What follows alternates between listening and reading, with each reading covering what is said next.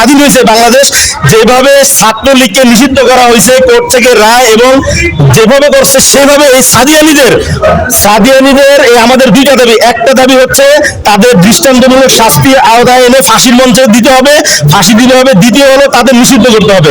বাংলাদেশে কোনো মসজিদে তারা কোনো কার্যক্রম চালাতে পারবে না। এটা হলো আমাদের দুইটা দাবি, হলো মূলত দাবি।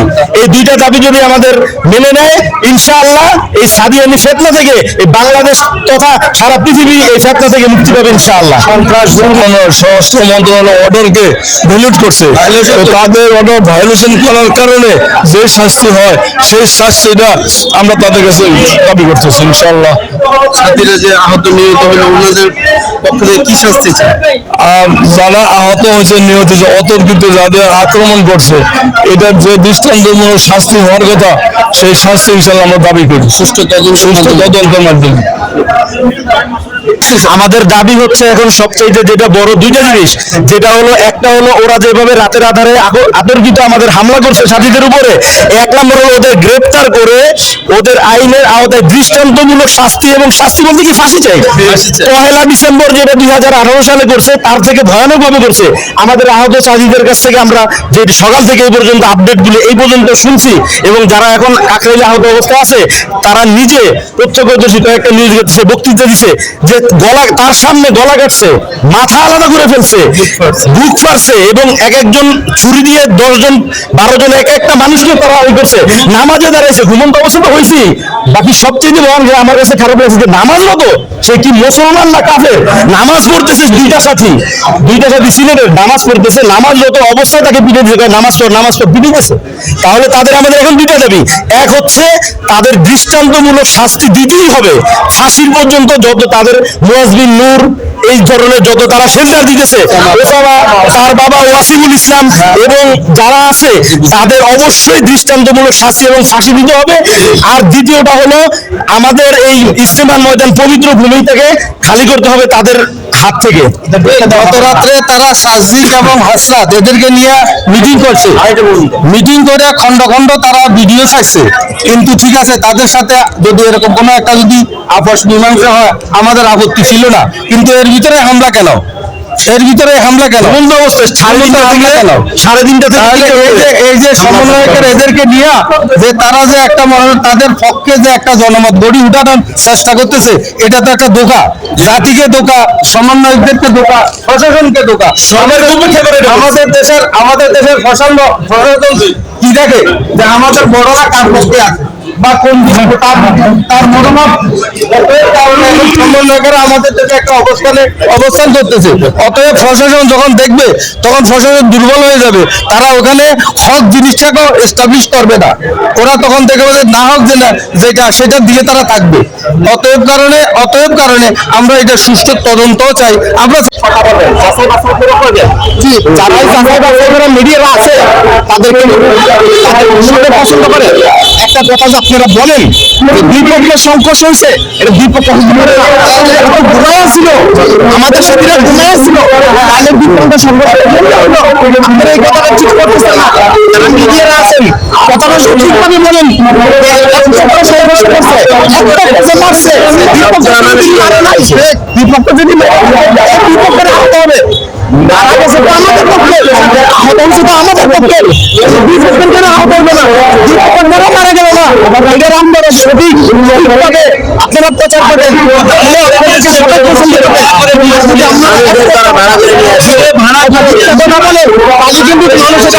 পছন্দ করবে না, আপনাদেরকে ধিক্কার দিবে, আপনারা সঠিক পথটা সবাইকে দিবেন। এদেরকে আইনের আওতায় আনবো। এদের উগ্র বক্তব্যের কারণে আজকে মাঠে সেখানে লাখো লাখো মানুষ তাহাজ্জুদ নামাজ সেজদা দেওয়ার মাধ্যমে পবিত্রতা রক্ষা করত, সেখানে আজকে তারা রক্তাক্ত করে সে ভূমিকে তারা রক্তাক্ত করে দিচ্ছে। এই জন্য আমরা চাই তারা 2018 সালের 1 ডিসেম্বরে ঠিক অনুরূপভাবে তারা এরকম ভাবে মাঠে হামলা করেছিল। এই জন্য আমরা চাই আমি জোরাজোরি হয়ে গেছি, পরে আন্দা খুব দিছে, পুষ লাগছে আর আন্দা একটা খুব দিছে এই জায়গাতে, আর আমার রড দেওয়া পেরেছে, আমার পিছে চাক্কা হয়ে গেছে। আমার পায়ের মধ্যে পিটাইছে, পিছে পিটাইছে। এখন আরেক সাথীরে পেটের মধ্যে পার দিছে, পেটের মধ্যে পার দেওয়ার সাথে সাথে গুরু বাইরে গেছে, গুরু বাইরে জায়গার মধ্যে স্পট। অনেক সাথীরে, অনেক আলেমোলামারে মাইরা, অনেক আলেমোলামারে সাতগুরুরা মাইরা তুরাগ নদীতে ফালাই দিছে, রক্ত রক্ত অনেকের গুম করে ফালাইছে। আপনার কাছে সাংবাদিক ভাইদের কাছে একটা অনুরোধ, এরপরে এক ভাইরে কল্লার মধ্যে খুব মারছে আমার চোখের সামনে, সাথে সাথে তার কল্লা ঝুলে গেছে, সাথে সাথে বেড রক্ত। আর আমার গলার মধ্যে জবাই দিতে লইছে, আমি জোরাজোরির কারণে আমার এখান থেকে পর্যন্ত পুষ লাগছে। ধারালো চক্র দিয়ে পুষ দিছে, আমার এই জায়গার মধ্যে পুষ দিছে, আমার লোহা দিয়ে পিঠাইছে। সাংবাদিক ভাই আপনার কাছে অনুরোধ, সঠিক তথ্য দেশবাসীকে জানায় দেন।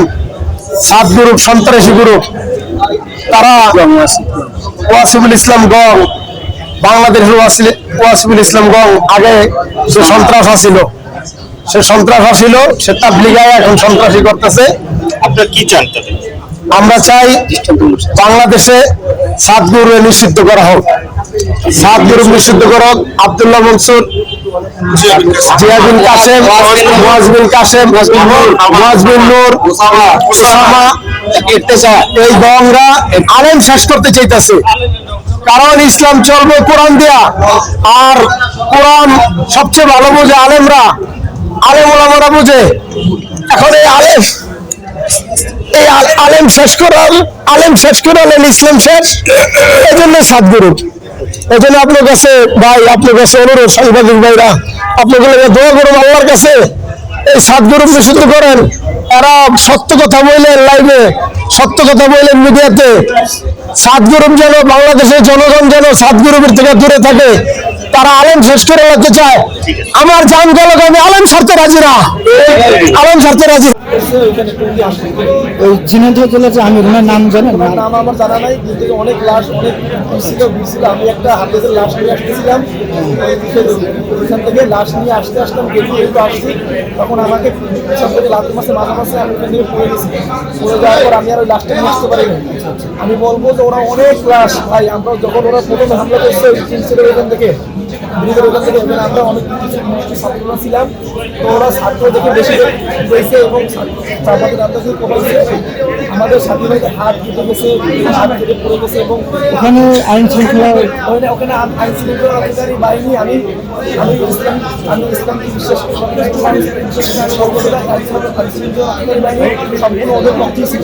কারণ ওরা যখন আসতেছিল, আইন শৃঙ্খলা অধিকারী বাহিনী আমাদেরকে বলছে যে ভাই ওরা আসবে না, ডাকে সীমানা পার করবে না। কিন্তু আমরা যখনই ওইখান থেকে ব্যাক করে এখান থেকে আসতে গেছি, ঠিক তখনই তারা হামলা করছে। আমরা কিছু চাপাইনি, আমাদেরকে একটু ছবি নিতে দেন ভাই। দাবি করে কখনো প্যান্ট শার্ট পরে হামলা করে না। আমরা মনে করি ভাই ভাই ভাই ভাই একটু তারা গুন্ডা ভাড়া করেছে, অনুসারীরা তারা গুন্ডা ভাড়া করে আনছে। আমরা দেখছি যে প্যান্ট পরা, শার্ট পরা, চাপাতি রাজা নিয়ে আসছে, হকিস্টিক নিয়ে আসছে, এবং তারা অনেকের মুখে এইরকম মোহাম্মদের দলসার বলে কোপাইছে এবং হাফেজদেরকে মারছে। ঝিনাইদহ আমির মারা গেছে, টুঙ্গি হাসপাতালে এখনো আছে সে, এবং আমাদের অসংখ্য ভাই টুঙ্গি ময়দানে পড়ে আছে। আপনারা খোঁজখবর নিয়ে দেখেন, অসংখ্য ভাইকে নদীতে ফেলে দিছে, বাথরুমের ভিতরে নিয়ে রাখছে, বাথরুমের উপরে নিয়ে রাখছে, সালা চট টিন দিয়ে আপনারা ঢেকে রাখছে, অসংখ্য ড্রেনের ভিতরে ফেলে রাখছে, পাশে ড্রেন ছিল, ড্রেনের ভিতরে ফেলে রাখছে। থানার জিম্মাদার সাথে চলতি আমাদের জিম্মাদারকে একবারে নিহত করে ফেলাইছে। ওরা কাঁদু দিয়া ছুরি তো আমাদের মারাইছে, মারায় মারছে এবং আমার উপরে 10-12 জন হামলা করছে। আমার একবার ইলিয়াস ভাই উনি আমাকে থেকে আইনা আমার হাসপাতালে নিয়ে গেছে। এখানে আরেকটা পর্যন্ত কথা হয়েছে, বৈঠক হয়েছে যে ওনাদেরকে এতাতি ভাইদেরকে বলে দিচ্ছেন যে আমরা পন্থী যারা আছেন ওনাদের সাথে আমরা কথাবার্তা বলবো, বলে সিদ্ধান্ত নেব, এরপরে আপনারা এই ময়দানে ঢুকবেন। এর আগ পর্যন্ত যেন আপনারা ময়দানে ঢুকবেন না, কেউ টঙ্গী ময়দানে ঢুকতে পারবেন না। 2:30 পর্যন্ত কাকরাইল মিটিং হওয়ার পরেও এরা দেখা গেছে এরপরে যায় হামলা করবে। এখানে হাসনাত ভাই, সার্জিস ভাই এরা বলে দিচ্ছে যে আপনারা টঙ্গী ময়দানে ঢুকবেন না। তারপরে ওরা কেন আড়াইটার পরে এই সিদ্ধান্ত না মেনে ওরা এমন করে ওদের কাজগুলো চালিয়ে গেছে, নির্মূল ভাবে হত্যা করছে। এটা তো হত্যার মতোই কাণ্ড করছে। আমাদের চাওয়া হলো এখন এদেরকে আর জন্য যারা যারা এরকম হত্যা করছে এদেরকে উচিত শিক্ষা দিতে হবে। হত্যাকারীদের যেটা বিচার সেটা তো আমাদের আইন অনুযায়ী হবে। তারা কি ভারতীয় মদতে দিল্লির মধ্যে কোনো বাংলাদেশ তৈরি করতে চায় কিনা? হ্যাঁ হ্যাঁ, অবশ্যই অবশ্যই অবশ্যই। মানে ওদের কথা হলো যে বাংলাদেশ থেকে ইস্তেমাটা ওরা উঠায় দিতে চায়, বাংলাদেশের ভিতরে এরকম আর ইস্তেমা চলবে না। আর ওরাও বলছে এরকম, আমি একটা লাইভে দেখছি এই যে মুয়াজ বিন নূর, সে বলছে যে সে এক ধরনের সন্ত্রাসী। সে বলছে যে আমাদের তাবলীগের যে মেহনতটা, এই মেহনতের ভিতরে যেন তৃতীয় পক্ষ এরা যেন এখানে যেন বাম হাত না ঢোকায়। এখন তৃতীয় পক্ষ বলতে কারা বোঝায়? তৃতীয় পক্ষ বলতে বোঝায় হলো আপনার উলামায়ে কেরাম। উলামায়ে কেরামরা যদি এই দাওয়াতের মেহনত না করে তাহলে পৃথিবীর কারা করবে?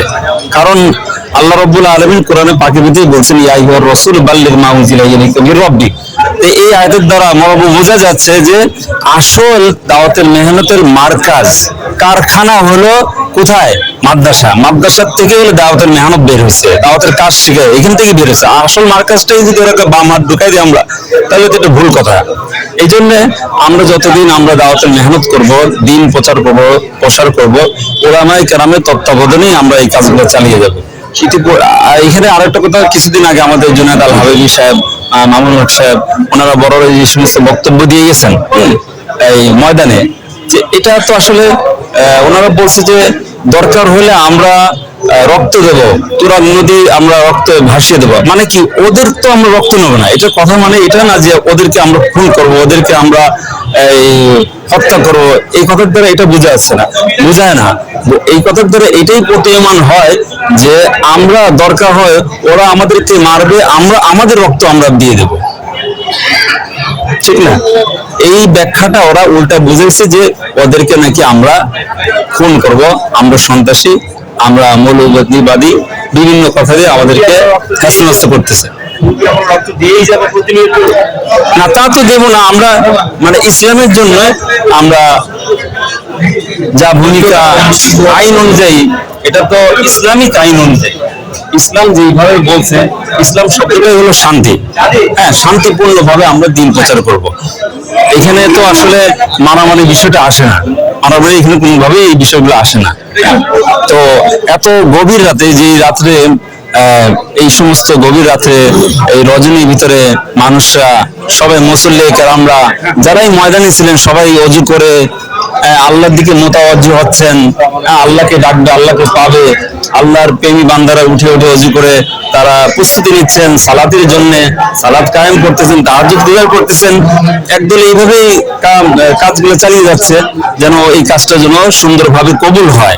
আর সেই জায়গায় আরেক দল এসে তারা কি বললো, এই গভীর রাত্রের ভিতরে এই সমস্ত আল্লাহর ওলি, আল্লাহর বান্দাদেরকে তাহাজ্জুদ নামাজ পড়া অবস্থায়, ঘুমন্ত অবস্থায় নির্মূল ভাবে যে তারা এলো পাতারি ভাবে তারা এত হত্যাকাণ্ড এগুলো কাজ করে গেছে। ইতিপূর্বে এরকম আমি বলবো না কোনো দলের কথা, আওয়ামী লীগ বা বিএনপি এই সমস্ত কথা বলতে যাচ্ছি না, ইতিপূর্বে এরকম কোনো দলগুলো এই ধরনের এই নির্মূল এই ধরনের কাজগুলো কেউ করে নেই।